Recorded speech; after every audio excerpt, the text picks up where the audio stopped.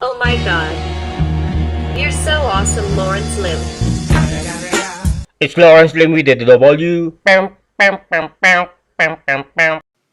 A man gets caught cheating on a woman and they're having a heated argument while driving to her mother's house.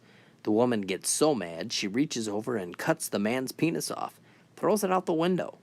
The detached phallus hurls through the air and lands on the windshield of the car behind them, sliding off the side. The car is being driven by a dad and his 9-year-old daughter.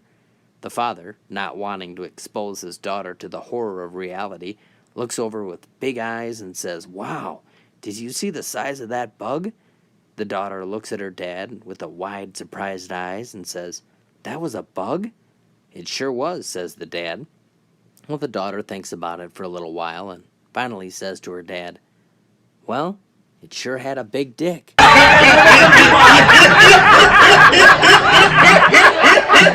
So you had this guy that was fresh from the army. He was on his way home to visit his parents. He'd been driving for 11 hours, but he was tired. So he pulled over to a hotel only to find out that all the rooms were booked. He told the manager, say, "Please, man, I've been driving for 11 hours. Please tell me like you got an extra room, a basement or something." He said, "Well, I got an extra room, but I already have a Marine sleeping there. And this guy snores loud, waking up the whole entire hotel. So I don't know." He said, "No, I'll take it. I'll take it." He said, "You sure?" He said, "Yes." Went in there, went to sleep, woke up the next morning. The manager said, "Well, how did you sleep?" He said, "I slept like a newborn baby." He said, "How did you deal with all that snoring?" He said, "I walked in there, man, he was snoring. I walked over to his bed, leaned over, kissed him on his cheek, said, 'Good night, beautiful,' and I went to bed. I woke up this morning, and he was still sitting up in his bed watching me.